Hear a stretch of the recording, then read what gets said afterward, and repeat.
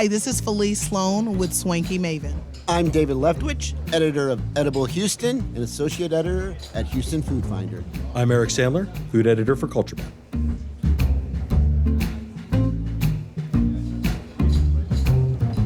It's February. Valentine's Day is coming up. Valentine's Day means we need to talk about where to go for a nice romantic dinner.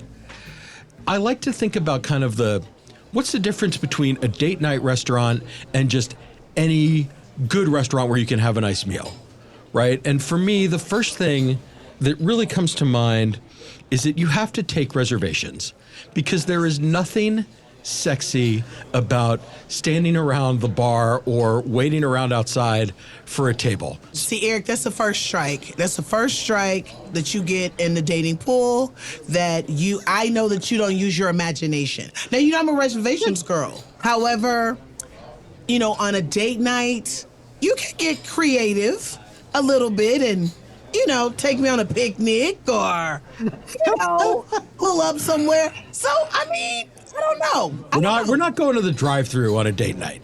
Get it? Yes, I'm cool. So let's let the married guy. Well, the married guy. Well, I agree that when you're, as a married and a parent, when you do get a date night, you get time to do that, you usually want to make a reservation.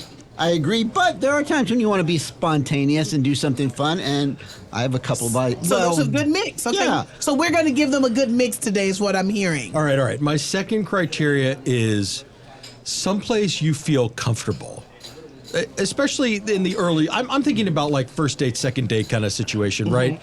This is not the time to try the obscure place in the faraway neighborhood that you've read about and never been to. Correct. It's like Thanksgiving. Don't try new dishes. Don't try new places. You want to know the place.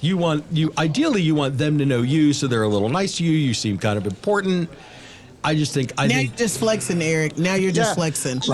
As the married person on this panel, I'm going to disagree slightly, where sometimes on a date night when you're out, that's the time you get a chance to try something new, a little bit different.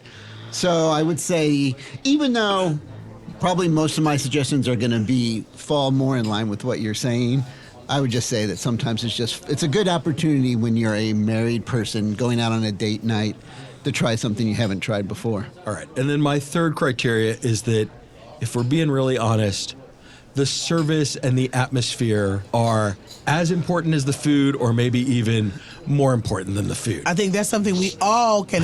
Your third criteria, I think we all are going to dial in on that one. So I'm thinking date night, I'm going to go Clark's. Let me tell you why. Because it's going to give me a little ambiance.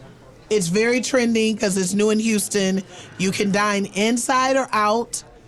It's very romantic, though. Like, if you want to be kind of romantic but in the scene, and, you can get light bites or go in. So date night, Valentine's, I'm all over it. I'm all over that.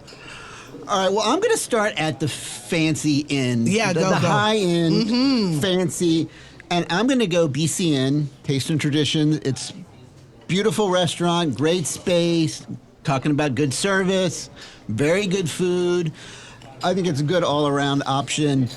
I think we should throw in one caveat. You better make your reservations as soon as you hear this for any of these places we mentioned. Yeah. But for Valentine's Day, now these places are all going to be great for. And Valentine's is a bit of an amateur night, so these are good to pull out anytime the rest of the year. Yeah, and Valentine's is on a Wednesday this year, so the pressure to go out on the actual day seems less to me. Like, you've got the weekend before, you've got the weekend after. You've got a lot of flexibility on when you actually choose to observe this, from my perspective. All right, so I'm going to keep it going with fancy, and I'm going to mention Lombardi Cucina Italiano. This is a new Italian restaurant in Uptown Park, and it's just like a big, beautiful, bright room. They've got trees in there. They've got an Italian chef. You can get like a lobster salad or a lobster pasta. There's truffles on everything. I had a very decadent lunch there recently that featured ribeye with king crab, and surf and turf is date night for sure.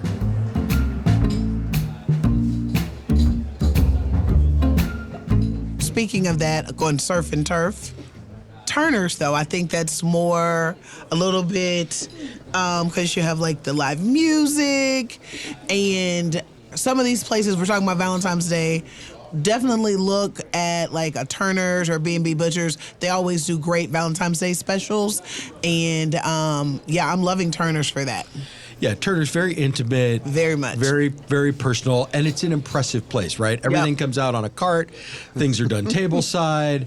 It has like a real panache to it. Right. So I'm going to still stay in the fancy, but I'm going to be maybe slightly more casual. I like Squabble for a date night because I think the food is great. Of course, Mark Clayton was just nominated for a James Beard Award semifinalist. But so it's got really good food. It's got, in the spring, summer, it's got a great patio. But I love sitting at that bar because, they give you great service when you're sitting at the bar. It's kind of the nice polished brass bar. It's kind of fancy in its own right. I think it's a good, slightly more casual than some of the places, but still really good and kind of a fun environment and a good place to go for a date night. Speaking of James Beard nominees, I'd like to mention Doris Metropolitan, just nominated for Outstanding Restaurateur. There's a lot of steakhouses in this town, and it's hard to pick between them. But things at Doris are a little lighter, a little fresher. They don't do some of the steakhouse conventions. So I think that ability to have like not as quite a heavy meal, the decor's a little more modern. I think it's a little more female friendly. All of those things make it a place where I have taken many dates over the years. I'm going to go traditional, romantic, in the city, 100 years old, on the water, Rainbow Lodge. It is absolutely, it's so romantic. Even like right during this time of year, because you're getting out, sitting outside on that deck, it's gorgeous. It's absolutely pretty. The food, they're always spot on. You can go, they have game, but you can go, just simple, like get a steak, or they have regular, people are like, oh, it's too exotic. No, they have regular, non-gamey type food, right? Great wine list. Great, all the things. Well, I'm going to go something that this one's going to require a little bit of planning, probably a month out. Something that is fancy and fun, but I think this would be a fun, and that's Tatemo. I think a tasty menu, I think, it gives you a chance to sit and talk. You don't have to worry about trying to decide what you're going to eat. It gives you a chance to try, things you may not order. So I think, it's a fun, experience. The food is great. And again, another James Beard semifinalist nominee for this year. I'll do one more beer nominee, and then we can find another way to organize these. But Blue Dorn is nominated for Outstanding Service, and like I said, service is key on a date night. You want that sense of occasion. You want the staff to be very welcoming, very hospitable, and I just think that menu is so flexible. It can be vegetarian friendly if you need it to be. You can have a big steak if you want it to be. And honestly, I think splitting a lobster pot pie would be a really fun, with a bottle of bubbles, would be a really fun dinner for two. Beautiful dinner for two. Around this time, I'm going to go Valentine's. And you can do this anytime, though. But right now, this is great. Toro Toro. Because you got 4 seasons, right? And this is like, for folks, you don't have to do too much. This is make the reservation, right? You got the hotel, stay overnight, Toro Toro. I know that they always have like a nice, they have some amazing menu options. I'm sure they're going to do a prefix. And then, especially with the hotel, I'm sure you get overnight stay, dinner. It's great. Well, and don't forget the nice, I love a date with a second location. Yep. And if you're at the Four Seasons, you can either go downstairs to Bayou and Bottle, which is their like kind of clubby whiskey lounge, or you can go to Bandisto, which is their speakeasy, very premium cocktail bar. Either way, you're going to have a great night.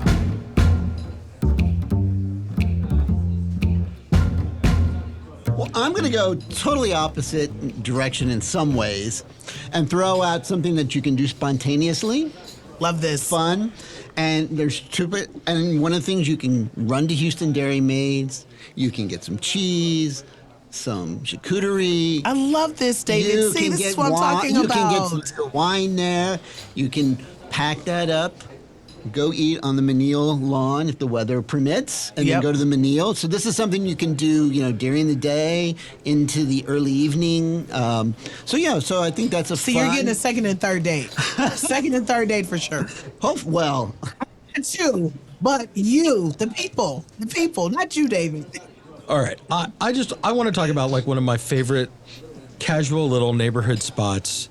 It's Giacomo's. It's a River Oaks institution. I just think Italian food is really flexible. I think it's really great. They have a really well-priced, smart Italian wine list. They've got that patio that's kind of, it's on Westheimer, but it doesn't feel like it's on Westheimer. It's consistently excellent. Every time I go to Giacomo's, I think I should eat here more. agree. That's just, it is. I don't want to say it's underrated, but underappreciated. I think sometimes. I think it's properly rated in that everyone who goes there understands how good it is. But they're not out there on social media, right? Influencers are not making TikTok reels about how awesome Giacomo's is, which is fine. Which is great because that makes it a little easier for me to get into. yes. I'm going to say we were speaking of steakhouses. One of the most beautiful steakhouses is a newer one, Andiron, and very sexy, very swanky. Reservations, yes. But, if you don't have reservations, you can slide in and do their bar area because they have, it's amazing. You can do full menu there. It's very accommodating, but it's just a great vibe in the food. And they love making recommendations if you need help, finding your way around the menu or anything like that. They're very good for that. Insider tip. And you can go to Clarkwood after and have a very delicious cocktail. Yep, right. They're right there. Yep. Well, I'm going to riff off Eric's. He was mentioning, kind of a nice neighborhood spot. And I think a great place is 13 Celsius. It's very romantic. It has that really beautiful patio. The inside is nice and dark. You can sit at the bar. You can sit in a nice chair. They have an amazing wine list. Some sandwiches, some charcuterie and stuff. So it's, you're really going more for the wine and then some snacky stuff and some food. But it's just, I think a really beautiful kind of romantic little neighborhoody spot. So for me, I'm going to throw this one out there. Just recently went to Tovola, brand new Italian spot in the Galleria area. It's swanky, sexy. Folks were giving us kind of like mob boss chic and meets uptown girl meets city. It was just great. It was a great vibe. It had a nice buzz. It's smaller and intimate. It reminded me of like a cool place in New York, an Italian little spot in New York. So check it out. Very romantic. And they're building out. They have an inside patio. So they're building that out and making it even greater. It's nice now, but it's going to be better things to come. I think the last one for me, I like sushi on a date. I think you don't get too full. Like it's nice and light. You can have a piece of this and a piece of that and maybe supplement and have a little sake or a glass of wine. Anyway, there's a million sushi restaurants to pick from, but there's one that's flying a little under the radar. It's Aya Sushi. This is in Bel Air. Chef Yoshi has worked all over the place. He spent years and years at Uchi. He's so much fun. He's got such a great energy. And I know if you go there for a special occasion, you're in good hands. And for me, that's really important. And then you can get like his cool dressed nigiri. You could do a tasting menu. You can do whatever you want. But go to Aya Sushi. Tell them I sent you.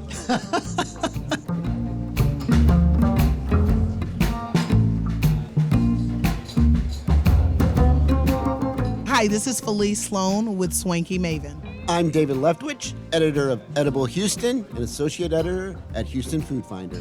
I'm Eric Sandler, food editor for Culture Map, and you're listening to Houston Matters with Craig Cohen.